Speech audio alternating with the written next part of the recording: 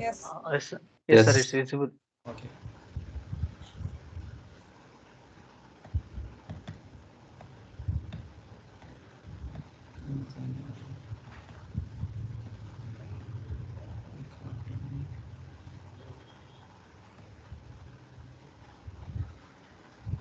చాలా రోజులు అయింది కదా, ఇవాళ మొత్తం టాపిక్స్ రివైజ్ చేస్తాను.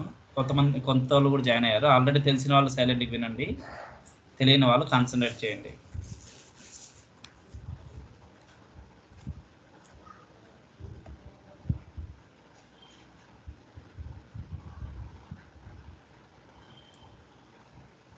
వచ్చారా?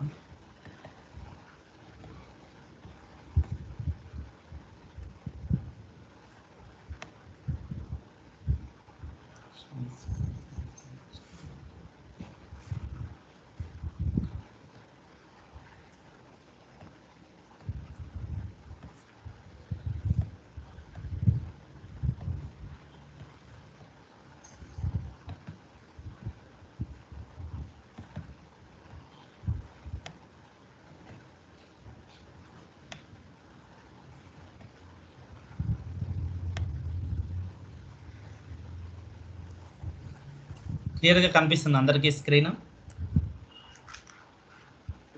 కనిపిస్తుంది. ఓకే, మనం డిస్కస్ చేసుకునే కోర్స్ పేరు Snowflake.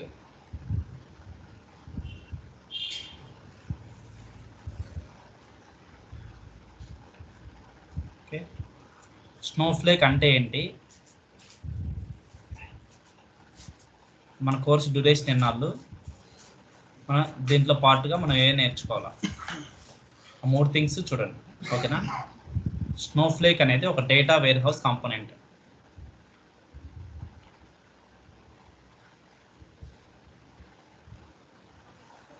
Snowflake is a data warehouse component. Data warehouse component అంటే చూద్దాం. మనం ఈ కోర్స్ చేయడానికి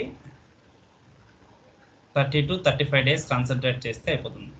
ఓకే, ఎగ్జాక్ట్గా ఈరోజు డే 1 స్టార్ట్ అనుకోండి. ఇన్ని రోజులు ఇంతకు ముందే స్టార్ట్ చేసా కానీ నాకు టైం కుదరలేదు. ఇవాళ డేట్ ఎంత?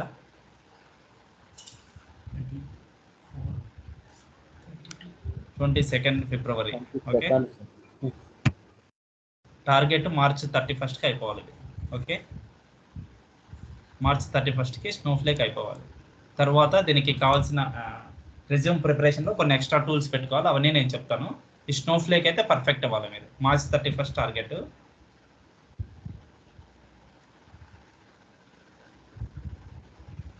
ఈ స్నోఫ్లేక్ కోసం మనం SQL నేర్చుకోవాల్సి వస్తుంది. ఓకేనా? ఇప్పుడు అసలు SQL అంటే ఏంటి, స్నోఫ్లేక్ అంటే ఏంటి, డేటా వేర్ హౌస్ కాంపోనెంట్ అన్నాం. అసలు ఏంటి, అసలు మనకి ఇక్కడ క్వాలిఫికేషన్ ఏం కావాలి దీనికోసం చూడండి. స్నోఫ్లేక్ నేర్చుకోవడానికి క్వాలిఫికేషన్కి ఏం సంబంధం లేదు. 2+ ఇయర్స్ ఎక్స్పీరియన్స్ పెట్టేస్తే, మ్యాక్సిమం 3+ పెడితే బాగా కాల్స్ ఉన్నాయి, 2+ పెడితే జాబ్స్ ఉంటాయి. ఓకేనా? దానికోసం మీరు టూల్ పర్ఫెక్ట్ నేర్చుకోవాలి. ఎవరైనా సరే కంప్యూటర్ గురించి తెలియని వాళ్ళైనా కోర్స్ నేర్చుకోవచ్చు, ఇబ్బంది లేదు. ఏమన్నా స్నోఫ్లేక్ అంటే ఏమన్నా Snowflake is a data warehouse component అన్నా.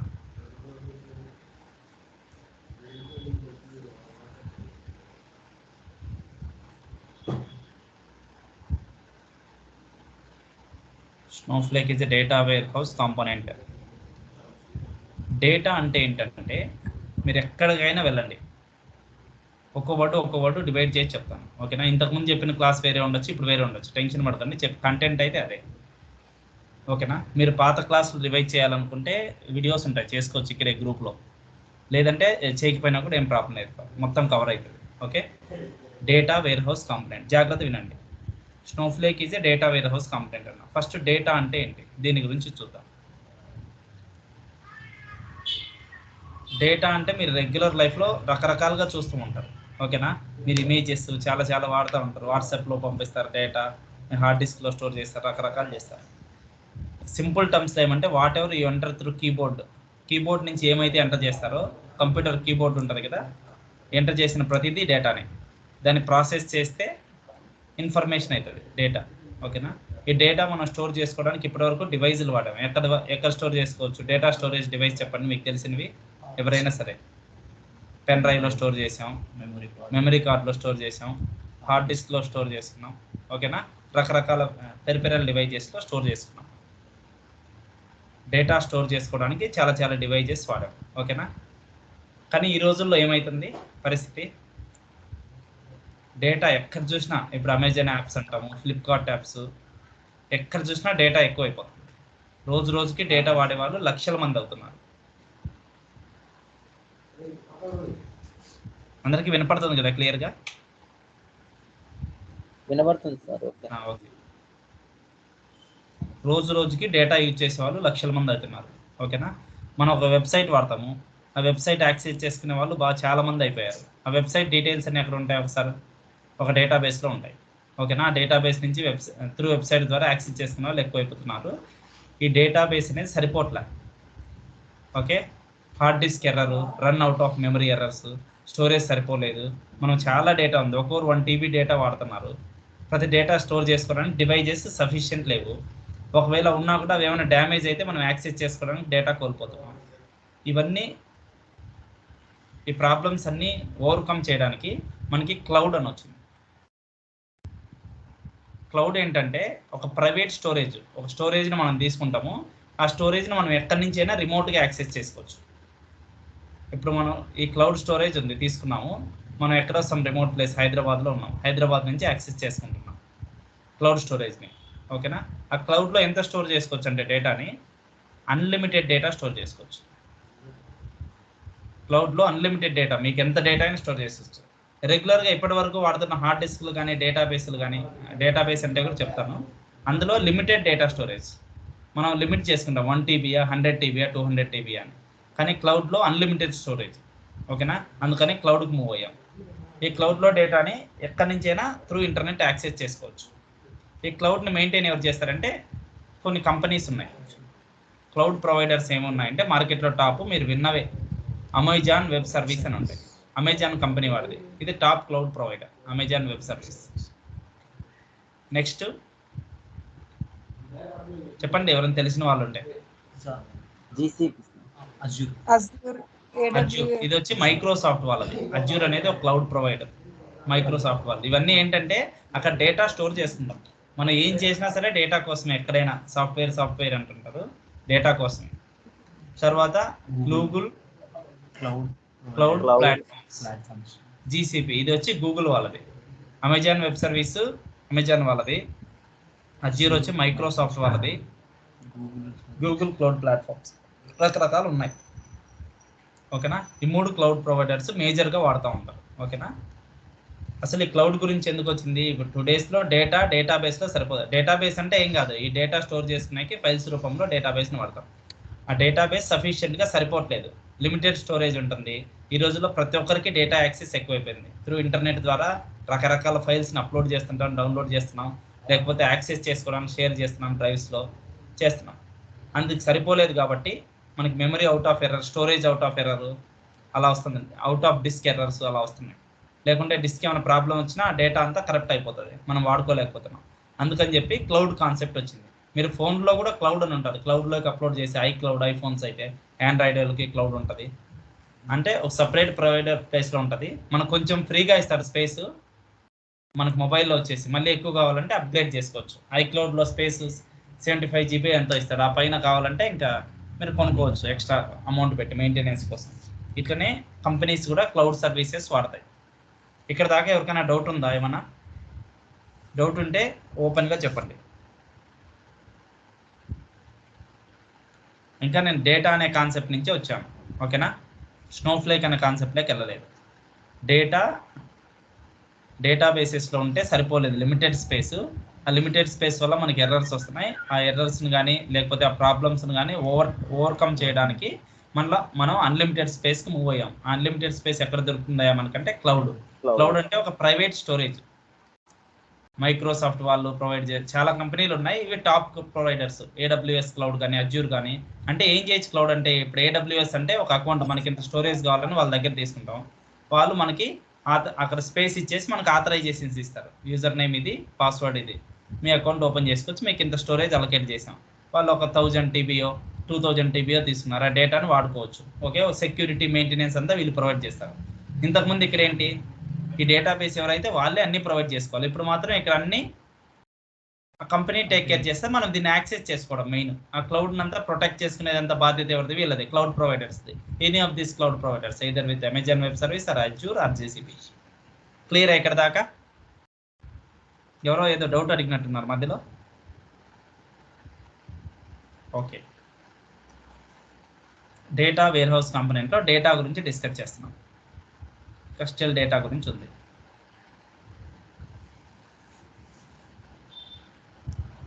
డేటా స్టోర్ చేస్తాం. స్టోర్ చేసే దాన్ని ఏమంటారని చెప్పా, డేటాబేస్ అని చెప్పాం. డేటా స్టోర్ ఉంటుంది, డేటాబేస్. మనం ఇప్పుడు రోజు ట్రాన్సాక్షన్ చేస్తాం బ్యాంక్లో, అదంతా స్టోర్ అవ్వాలి. స్టోర్ అవ్వడానికి ఒక డేటాబేస్ ఉంటుంది. డేటాబేస్ అంటే నథింగ్ బట్ స్టోరేజ్. నీకు కంప్యూటర్లో ఎలా హార్డ్ డిస్క్ ఉందో ఎక్కువ డేటాను స్టోర్ చేసుకోవడానికి డేటాబేస్లో పడతారు. చాలా డేటాబేస్లు ఉంటాయి మార్కెట్లో. అరకిల్ అని, మీరు ఏం గుర్తుపెట్టుకోవాల్సిన అవసరం లేదు. అరకిల్ అని, MS SQL database, okay, SQL DB, రకరకాలు ఉంటాయి. MySQL డేటాబేస్లు ఇవన్నీ, MongoDB, చాలా డేటాబేస్లు ఉంటాయి. MongoDB అనే రకరకాల డేటాబేస్ ఉంది. డేటాబేస్ అంటే ఎందుకు, పర్పస్ ఏంటి, what is the purpose of database? To store the data. డేటాను స్టోర్ చేసుకోవడానికి డేటాబేస్ వాడతారు. మార్కెట్లో చాలా రకాల డేటాబేస్లు ఉన్నాయి. ఇప్పుడు మనకి ఈ డేటాబేస్ కమ్యూనికేట్ చేయడానికి, ఈ డేటాబేస్తో డేటా ఉంటుంది. ఆ డేటా మనకు కావాలంటే ఏం చేయాలి? ఇప్పుడు బ్యాంకర్ దగ్గర ఇన్ఫర్మేషన్ కావాలి, మనం ఏం చేస్తాం?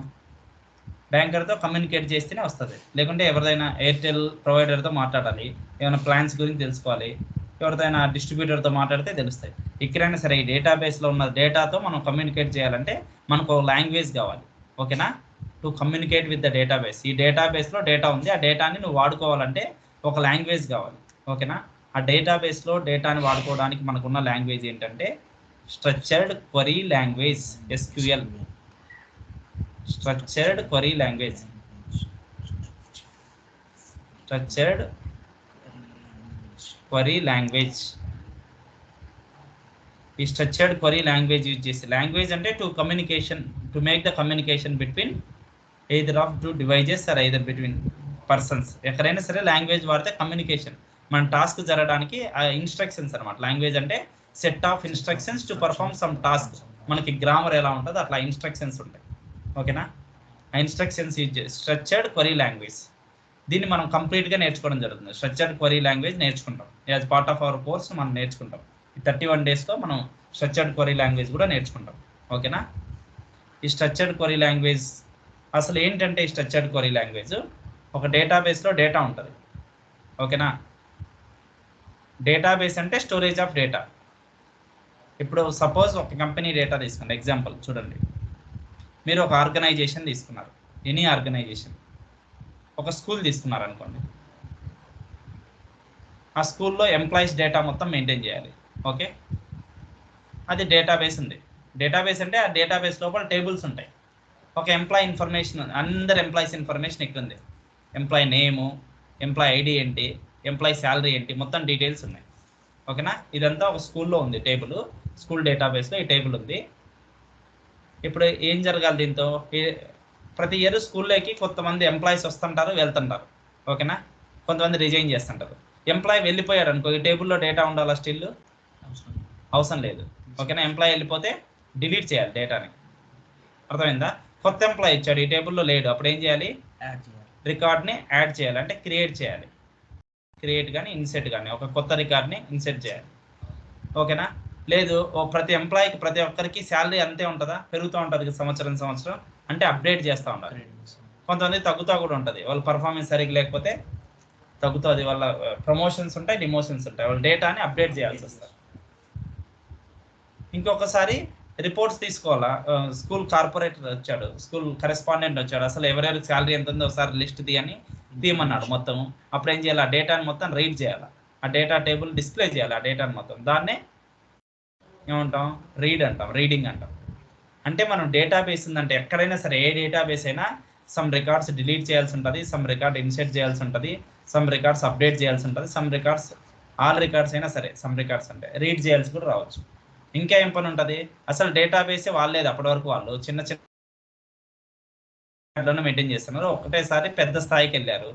అప్పుడు table database first time access చేసుకునేటప్పుడు ఈ టేబుల్ కావాలి కదా, ఆ టేబుల్ని కూడా క్రియేట్ చేయాలి కదా, టేబుల్ని క్రియేట్ చేయాల్సి వస్తుంటుంది టేబుల్ని. ఓకేనా?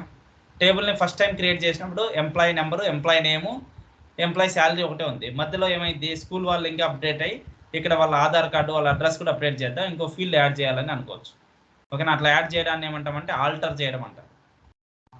ఇట్లా రకరకాల ఈ పనులన్నీ చేస్తారు. ఎస్క్యూఎల్ అనేది ఏం చేస్తా అంటే ఒక టేబుల్ని క్రియేట్ చేయడానికైనా, టేబుల్ని ఆల్టర్ చేయడానికైనా. టేబుల్ని ఆల్టర్ చేయడం అంటే టేబుల్ అప్పటి వరకు 3 ఫీల్డ్స్ ఉన్నాయి, ఇంకా 2 ఫీల్డ్స్ ఎక్స్ట్రా కావాలన్నా, లేకుంటే ఆ 3 ఫీల్డ్స్లో ఒక ఫీల్డ్ అవసరం లేదని తీసేయాలన్నా ఏం చేయాలన్నా ఆల్టర్ అంటారు.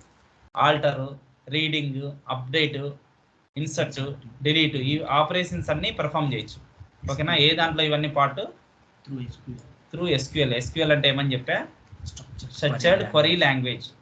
Structured query language. ఎస్క్యూఎల్ అంటే స్ట్రక్చర్డ్ క్వరీ లాంగ్వేజ్. జాగ్రత్త వినండి, మళ్ళీ రిపీట్ చేస్తా. Structured query language. Structured query language ఎందుకంటే డేటాబేస్తో కమ్యూనికేట్ చేయడానికి. లాంగ్వేజ్ అంటే కమ్యూనికేషన్కే. ఎవరితో కమ్యూనికేట్ చేస్తారు ఇది? To communicate with the database. డేటాబేస్తో కమ్యూనికేట్ చేయడానికి ఎస్క్యూఎల్ లాంగ్వేజ్ వాడతారు. ఎస్క్యూఎల్ లాంగ్వేజ్ వచ్చి 5 సబ్ లాంగ్వేజెస్గా డివైడ్ అయింది. SQL language is divided into 5 sub languages. చూడండి, DDL అంటే ఏంటంటే డేటా డెఫినేషన్ లాంగ్వేజ్. కన్ఫ్యూజ్ అవ్వాల్సిన అవసరం లేదు, ఇందాక ఆల్రెడీ డిస్కస్ చేసినవి, పేర్లు ఒకటి వేరేస్తాయి.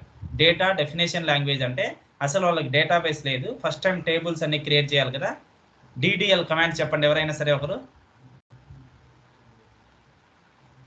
Pratap Reddy. Alter, truncate. Okay. Create, drop, rename, create, alter, truncate. Create, drop, rename, ఇంకా alter. Truncate. Alter, truncate. Truncate ఈ పేర్లు గుర్తుపెట్టుకోండి. ఎన్ని ఉన్నాయి? DDL అంటే data definition language. What is DDL? Data definition language.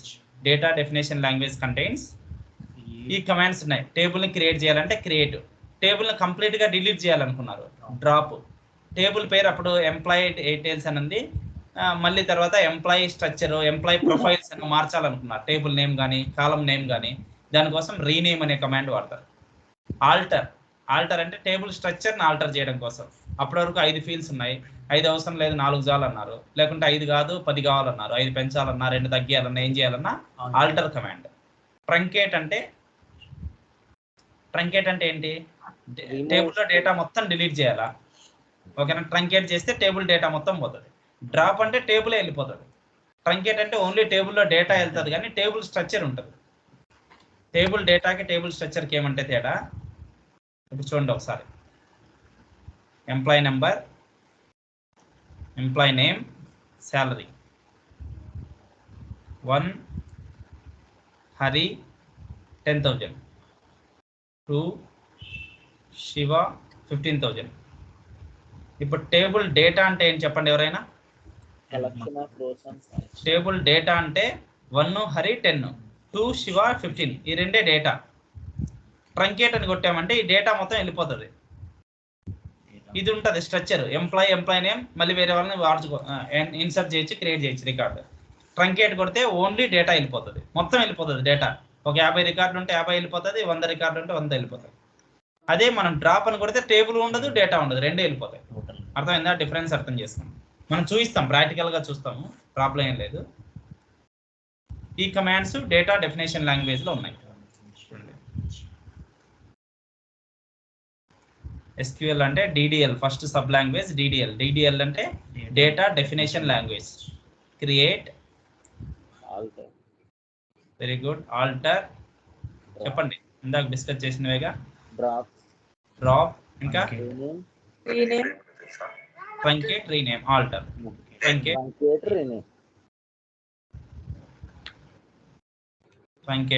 Rename,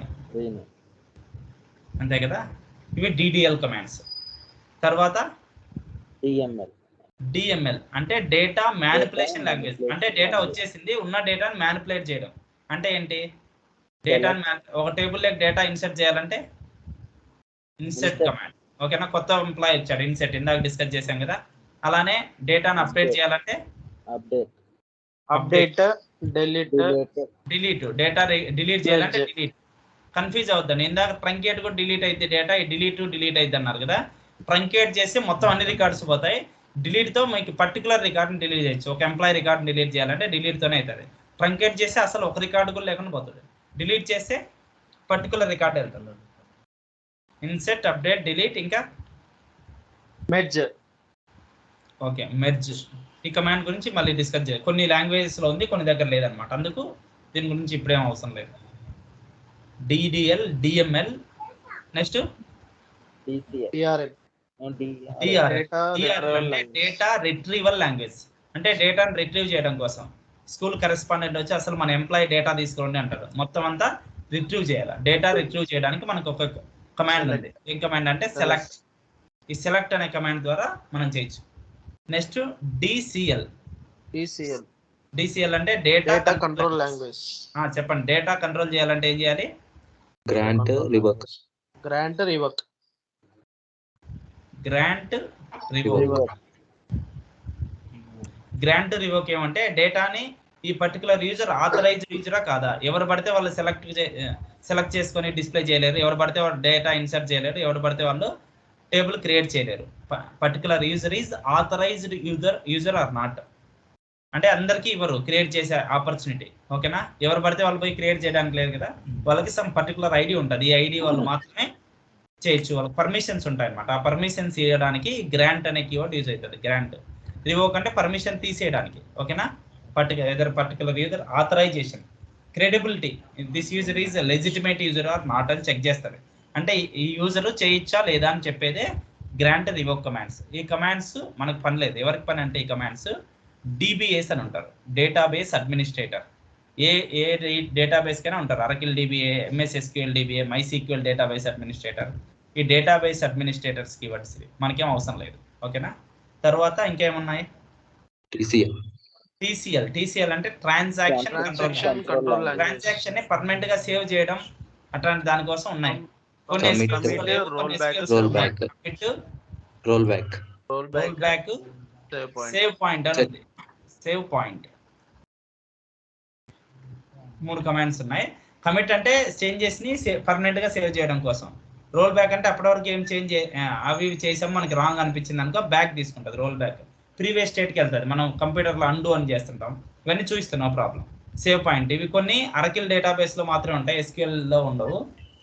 డేటాబేస్లో 5-6 రకాలు చెప్పా కదా మీకు. ప్రతి వాళ్ళకి ఎస్క్యూఎల్ ఉంటుంది. అరకిల్ ఎస్క్యూఎల్ ఉంటుంది, ఎంఎస్ ఎస్క్యూఎల్కి ఎస్క్యూఎల్ ఉంటుంది. అంటే సెట్ ఆఫ్ రూల్స్ ఎస్క్యూఎల్ అంటే. ఈ డిడిఎల్ వాడే ఇవన్నీ కమాండ్స్ కామన్.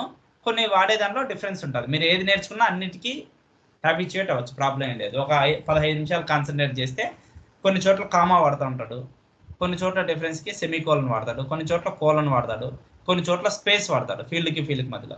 అలాంటి చిన్న చిన్న డిఫరెన్సెస్ ఉంటాయి. మీరు ఒక్క ఎస్క్యూఎల్ పర్ఫెక్ట్ అయితే అన్ని ఎస్క్యూఎల్ వస్తాయి. మనం స్నో సీక్వెలే నేర్చుకుంటాం. స్నోఫ్లేక్ అవసరమే ఎస్క్యూఎల్ కంప్లీట్గా నేర్పిస్తాం.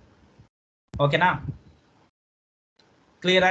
డిడిఎల్, డిఆర్ఎల్, డిఎంఎల్ చూడండి, మళ్ళీ ఒకసారి చూడండి. డిడిఎల్ అంటే డేటా డెఫినేషన్ లాంగ్వేజ్. డిఎంఎల్ అంటే డేటా మ్యానిపులేషన్ లాంగ్వేజ్. డేటాని మ్యానిపులేట్ చేయడానికి, కొత్త రికార్డ్ ఇన్సర్ట్ చేయాలన్నా, అప్డేట్ చేయాలన్నా, డిలీట్ చేయాలన్నా. డిడిఎల్ అంటే కంప్లీట్గా డేటాబేస్ లేదు, మీరు క్రియేట్ చేస్తున్నారు, లేకుంటే ఉన్న టేబుల్ని ఆల్టర్ చేయాలా, లేకుంటే టేబుల్ డిలీట్ చేయాలనుకున్నారు, టేబుల్ డేటా కంప్లీట్ డిలీట్ చేయాలనుకున్నారు, లేకుంటే టేబుల్ నేమ్ కానీ ఫీల్డ్ నేమ్ కానీ రీనేమ్ చేయాలనుకున్నారు. డిడిఎల్. డిఎంఎల్ అంటే ఉన్న డేటా కొత్త రికార్డ్ ఇన్సర్ట్ చేయాలన్నా, ఎంప్లాయీ డేటా డిలీట్ చేయాలన్నా, లేకుంటే శాలరీ సెట్ పెరిగినప్పుడు అప్డేట్ చేయాలన్నా DML. Data manipulation language. Data retrieval language. Data retrieval language DRL. Data retrieval language అంటే సెలెక్ట్ క్వరీ అనమాట. సెలెక్ట్ అనే ఆప్షన్ ఉంటుంది. ఓకేనా? త్రూ సెలెక్ట్ మనం చేయొచ్చు. DCL data control language. Control చేయడం కోసం వీళ్ళు పర్టికులర్ యూజర్ ఇది ఆథరైజ్డ్ యూజర్ అన్నమాట, లెజిటిమేట్ యూజర్ అన్నమాట. ఆ లెజిటిమసీ కంట్రోల్ చేస్తుంది. Grant, revoke. TCL transaction control language. Commit, roll back ఇవి సేవ్ చేయడానికి, పర్మనెంట్గా డేటాబేస్లో డేటాని సేవ్ చేయడానికి. క్లియర్ అయిందా ఇక్కడ దాకా? క్లియర్ అయిందా? నేను వాట్ ఈజ్ స్నోఫ్లేక్ అంటే ఏం చెప్పగలిగా? Snowflake is a data warehouse component అని చెప్పా. డేటా గురించి చెప్పుకుంటూ మనం ఏం చెప్పాం, డేటా స్టోర్ ఉంది, స్టోరేజ్ దాన్ని డేటాబేస్ అంటారు. ఓకే, తర్వాత ఏం చెప్పా, ఆ డేటాబేస్తో కమ్యూనికేట్ చేయాలంటే SQL అనే లాంగ్వేజ్ ఉంటుందని చెప్పా. SQL again divided into 5 sub languages: data definition language, data manipulation language, data retrieval language, data control language, transaction control language. Transaction control language contains commit, rollback, save point. Data control language contains grant and revoke. Data retrieval language contains select. Data manipulation language contains insert, update, delete, merge. Data definition language contains create, alter, drop, truncate, rename.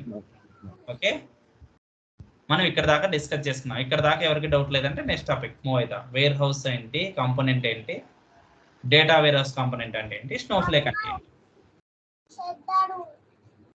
ఇది data గురించి. ఎవరికైనా doubt ఉందా? Anyone? కొత్త వాళ్ళు అయినా సరే కొంచెం speed అంటే మళ్ళీ ఒకసారి రివిజన్ చేసుకోండి. వాట్సాప్ స్కైప్లో రికార్డింగ్ వస్తుంది. ప్రతాప్ రికార్డ్ ఆన్ చేశాడు అనుకుంటా, వచ్చేస్తుంది.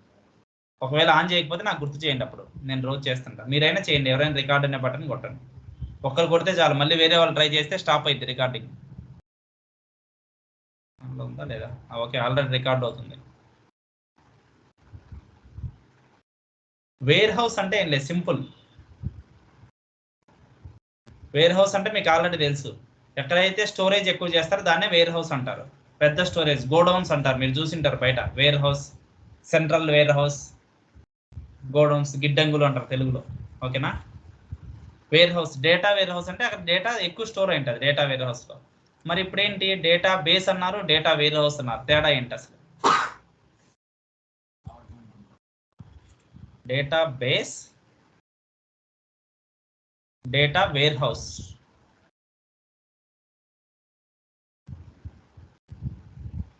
Data base, data warehouse. డేటా బేస్లోనూ డేటా స్టోర్ అవుతుంది అన్నారు, డేటా వేర్ హౌస్ అంటే స్టోరేజ్ అన్నారు, డేటానే స్టోర్ అవుతుంది. రెండింటికి డిఫరెన్స్ ఏంటంటే, మనకు రెండు సిస్టమ్స్ ఉంటాయి. OLTP సిస్టమ్ అని, OLAP సిస్టమ్ అని ఉంటుంది. OLTP అంటే ఆన్లైన్ ట్రాన్సాక్షనల్ ప్రాసెస్.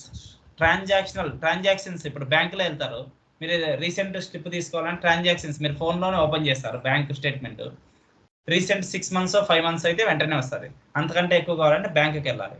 ఓకే, లేకుంటే కొంతమంది 1 year ప్రొవైడ్ చేస్తారు. మీకు 10 ఏళ్ళలో కావాలంటే సెల్లో రాకపోవచ్చు, ఎందుకంటే అది రీసెంట్ ట్రాన్సాక్షనల్ డేటా ఉంటుంది. డేటాబేస్లో మొత్తం జస్ట్ ఆపరేషన్ అవుతుంటాయిగా. ఇప్పుడు మీరు ఈరోజు ట్రాన్సాక్షన్ చేశారు, అవన్నీ డేటాబేస్లో స్టోర్ అవుతాయి. ఓకేనా? Database stores transactional data. Online transactional process అంటారు, transactional data. Data warehouse అంటే ఏంటంటే ఆన్లైన్ అనలిటికల్ ప్రాసెస్. 10 ఏళ్ల కింద డేటా కావాలి మీకు, 10 ఏళ్ల కింద డేటా కావాలంటే ఈ డేటాబేస్లో దొరకదు, పెద్దగా ఉంటుంది కదా డేటా. ఎందుకు అవసరం ఉంటుంది 10 ఏళ్ల కింద డేటా అంటే, మనం పాస్ట్ డేటాను బేస్ చేసుకొని డిసిజన్స్ తీసుకోవచ్చు, ఎనాలిసిస్ చేసుకోవచ్చు. పాస్ట్ డేటాను తీసుకొని ఈ ఎంప్లాయీస్ ఇంతకుముందు ఇంత ప్రొడక్టివిటీ చేశారు, ఇప్పుడు ఎంత చేస్తున్నారు, అసలు వీళ్ళకి శాలరీ ఎంత పెంచవచ్చు, ఈ పర్ఫార్మెన్స్ పైన చేయాలంటే వాళ్ళ డేటా ఉండాలి, ప్రీవియస్ డేటా మొత్తం. లేకుంటే కస్టమర్స్కి ఏమైనా లోన్స్ ఇవ్వాలి, ఆఫర్స్ ఇవ్వాలి, ఈ డేటా ఇంతకుముందు ఎట్లా, ఈ డేటాతో ఇంతకుముందు లోన్స్ చేయొచ్చా, ఏమైనా లోన్ హిస్టరీ బాగుందా లేదా, అక్కడ చెక్ బౌన్స్లు ఉన్నాయి లేదా, అలాంటి అనాలిసిస్లు అన్నీ తీసుకోవడానికి డేటా బాగా యూజ్ అవుతుంది. అంటే అనాలిసిస్ చేయాలంటే హిస్టారికల్ డేటా ఉండాలి. హిస్టారికల్ డేటా వేర్ హౌస్లో స్టోర్ అవుతుంది. డేటాబేస్లో మాత్రం జస్ట్ ట్రాన్సాక్షనల్ డేటా స్టోర్ అవుతుంది. అందుకే ఇది OLTP సిస్టమ్, ఇది OLAP సిస్టమ్ అంటారు. ఇక్కడ ఏం డేటా స్టోర్ అవుతుంది, హిస్టారికల్ డేటా స్టోర్ అవుతుంది. ఏ డేటా ఎక్కువ ఉంటుంది, హిస్టారికల్ డేటా ఎక్కువ ఉంటుందా, ట్రాన్సాక్షనల్ డేటా ఎక్కువ ఉంటుంది? Historical data. Obviously historical data ఎక్కువ ఉంటుంది. 10 years 15 years కంపెనీ పెట్టినప్పటి నుంచి, కంపెనీ హిస్టరీ స్టార్ట్ అయినప్పటి నుంచి ఉంటుంది. ఇది రీసెంట్ డేటా ఉంటుంది. ఓకేనా? మన స్నోఫ్లేక్ అనేది ఏంటి, data warehouse component which is deployed on cloud. జాగ్రత్త వినండి, Snowflake is data warehouse component deployed on, జాగ్రత్త వినండి, deployed on any cloud. Cloud అంటే ఇప్పుడే చెప్పా, మన క్లౌడ్ ఏంటి, మనం మేజర్గా వాడే ఈ 3 clouds: AWS Amazon web service, Azure, Google cloud platforms. ఈ మూడిట్లో ఎక్కడో చోట డిప్లాయ్ చేయబడుతుంది డేటా వేర్ హౌస్ కాంపోనెంట్. ఓకేనా? ఇక్కడ నుంచి ఇక్కడికి డేటా మూమెంట్స్ జరుగుతుంటాయి. ఏదో ఒకటి ఏడబ్ల్యూఎస్ అయితే ఏడబ్ల్యూఎస్ స్నోఫ్లేక్ కాంబినేషన్, అజ్యూర్ అయితే అజ్యూర్ స్నోఫ్లేక్, జీసీపీ అయితే జీసీపీ స్నోఫ్లేక్. మనకి ఈ మూడిటితో ఎట్లా కనెక్ట్ అవుతాము, ఎట్లా డేటా అనేది ట్రాన్స్ఫర్ అవుతుంటుంది అటు ఇటు అనేది మనం తెలుసుకుంటాం క్లియర్గా స్నోఫ్లేక్ ద్వారా. స్నోఫ్లేక్ అనేది వెరీ అడ్వాన్స్డ్ టూల్. దీని ద్వారా ఏ క్లౌడ్తో అయినా మనం అక్కడ లిస్ట్ అయిన స్నోఫ్లేక్లో లిస్ట్ అయిన క్లౌడ్స్తో మనం కమ్యూనికేట్ అవ్వచ్చు. కంపెనీస్ డైరెక్ట్గా వాడుకోవచ్చు. ఇది ఓపెన్ సోర్స్, అంటే ఒక రకంగా ఓపెన్ సోర్స్, డైరెక్ట్ వెబ్సైట్తో కనెక్ట్ చేసుకోవచ్చు. వెబ్ యూఐ అంటారు. మనం ఏదో సర్వర్ డౌన్లోడ్ చేసుకుని వాడాల్సిన అవసరం లేదు. డైరెక్ట్ వెబ్సైట్లో మనం అకౌంట్ క్రియేట్ చేసుకొని స్నోఫ్లేక్ వెబ్సైట్లో డైరెక్ట్ వాడుకోవచ్చు. అక్కడ నుంచి కంపెనీస్ కావాలంటే అమౌంట్ పే చేసుకుంటాయి, మనం ఫ్రీ ట్రయల్ వర్షన్కి చేసుకొని మనం వాడుకోవచ్చు. ఓకేనా, మనం ప్రాక్టీస్ చేసుకోవడానికి కానీ ఏ దానికి ఇబ్బంది లేదు. ఇది స్నోఫ్లేక్కి సంబంధించి. ఎవరికైనా డౌట్స్ ఉన్నాయా? క్లాస్ వచ్చి టుమారో 8:45 to 9:30 ఉంటుంది క్లాస్ మ్యాక్సిమం. ఫస్ట్ ఒక 4 క్లాసెస్ ఉంటే, లేకుంటే అది టైం సరిపోకపోతే 9:45 కూడా అవ్వచ్చు. మ్యాక్సిమం 8:45 to 9:30 క్లోజ్ అవుతుంది. డైలీ ఉంటుంది సెషను. ఓకే, రేపు ఎల్లుండి ఎల్లుండి 3 days వినండి. 3 days వరకు ఫీజు ఏముండదు. ఓకే, ప్రతి ఒక్కరు వినొచ్చు క్లాసు. కాకపోతే ఇది డెమో క్లాస్ కాదు. డెమో క్లాస్ అన్నీ అయిపోయినాయి ఇప్పుడు. ఇవన్నీ డైరెక్ట్ క్లాస్లే. మీరు ఏం చేయాలంటే క్లాస్ అయిపోగానే నోట్స్లో పాయింట్స్ నోట్ చేసుకోండి. ఈరోజు చెప్పిన క్లాస్ నోట్స్లో పాయింట్స్ నోట్ చేసుకోండి. నోట్ చేసుకునేటప్పుడు కానీ అర్థం కాకపోతే ఆ డౌట్ క్లారిఫై చేసుకోండి. మళ్ళీ క్లాస్ అప్పుడు ఫస్ట్ స్టార్ట్ అవ్వగానే డౌట్స్ అని అడుగుతా, అప్పుడు నిన్న క్లాస్లో ఇది అర్థం అవ్వలేదని చెప్పండి. నోట్స్లో పెట్టుకోవాలి ప్రతి పాయింట్. నేను మధ్యలో క్వశ్చన్స్ అడుగుతూ ఉంటాను. ప్రతిరోజు డౌట్ సెషన్, క్వశ్చన్ సెషన్ 2 ఉంటాయి. ఓకేనా? ఇంకేమైనా డౌట్ ఉందా ఎవరికైనా?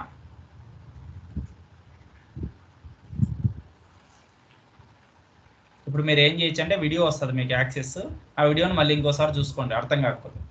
ఆ వీడియో చూస్తూ నోట్స్ ఫామ్ చేసుకుంటే బెస్ట్, నా suggestion.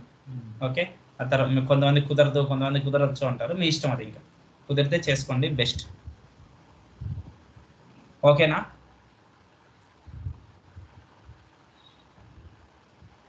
Okay. Okay. Shall I wind off?